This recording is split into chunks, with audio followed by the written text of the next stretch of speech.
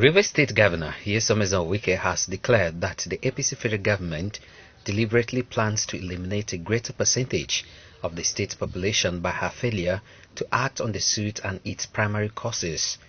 The governor announced that the Honorable Attorney General of Rivers State has been directed to sue the federal government and international oil companies operating in the state over the soot.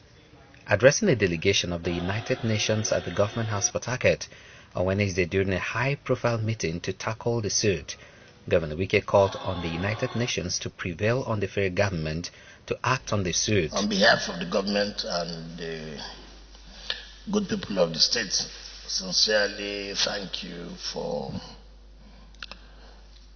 your concern and concerning the environment as it relates to the soot. If we must move on, the truth is that the federal government has decided to make sure that a greater percentage of the population of the state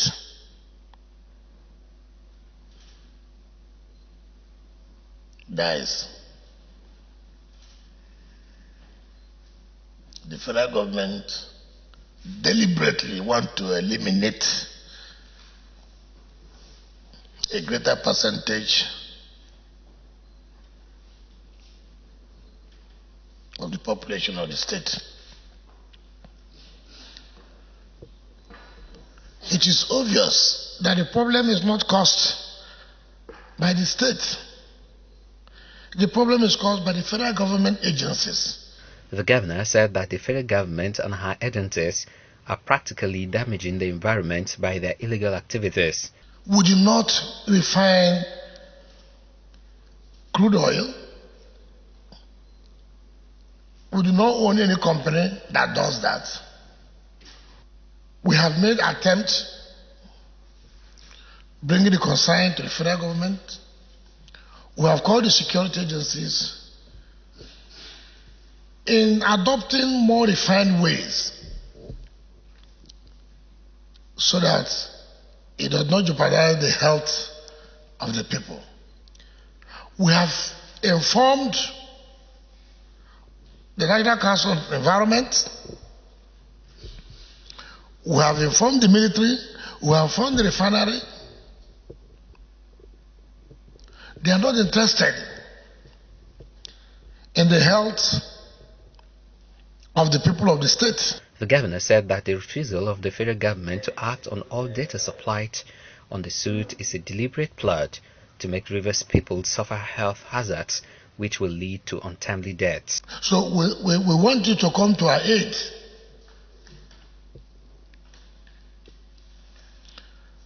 To pressure the federal government not to politicize this kind of problem. We are ready, as always, if the federal government will agree. All they are doing is just to chase shadow, trying to organize people to go and protest until we stop politicizing very serious issues and focus on governance. We will not head to anywhere. He reiterated that the suit is non-discriminatory as it affects everyone irrespective of status and political affiliation. He said that the Rivers State government has taken all necessary steps, pointing out that the remaining steps are domiciled with the federal government. They are using it as a political strategy, not knowing that it is not going to help anything.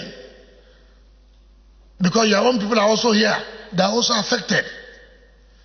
I cannot continue to be here. Even here, if you look at under, you will still have the black. How black it is. In fact, if you see any condition being washed, you will never believe it.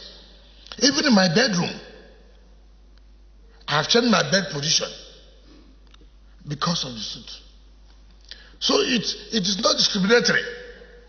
In fact, I have told the Attorney General, I don't know whether he has carried that, I have told him to brief a lawyer to file suit against the federal government. Have you briefed the Lucius? Yes, I've briefed Lucius. Okay. By next I've told him to brief the environmental lawyer to make sure that while we are doing what we are doing, we must take federal government to court on some of the oil companies. Well, I mean, we cannot continue this way.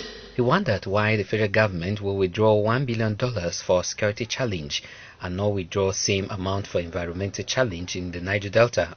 He said the $1 billion withdrawn by the federal government is mainly for election purposes and not for security. They have taken $1 billion to fight. They say they are fighting Boko Haram. I don't tell you. They just took the money for election purposes to deceive us. But they can't go and take $1 billion to clean Ogoni land and stop this environmental pollution. What can be more insecurity than this environmental pollution? Tell me. Leader of the United Nations delegation to Rivers State, Charles Ekong, appreciated the steps already taken by the Rivers State government. Talked to the various departments, commissioners and stakeholders, and we've been able to appreciate what the government, the local government has been, the state government has been doing, and we are here to understand the concerns. He said that the mission of the delegation is investigative in nature, so as to determine a lasting solution to the soot challenge in the state. This is just a scoping mission.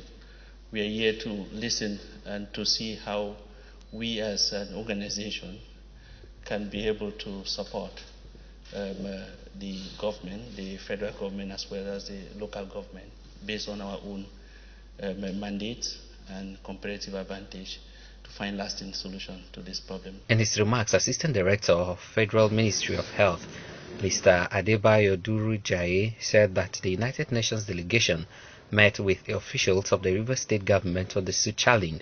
We have met with the Honorable Commissioner of Health as well as the Honorable Commissioner of Environment. They have actually discussed with us extensively on all the efforts that the Rivers State government has actually put in place to checkmate these menace. The United Nations delegation to Rivers State include Charles Ekong, leader, World Health Organization, Brazzaville, Congo, B.R. Rivishaka, United Nations Environmental Program, UNEP environmental expert, Dr. Luka Mangrib Ibrahim, World Health Organization Nigeria, Per Mudu, World Health Organization Headquarters.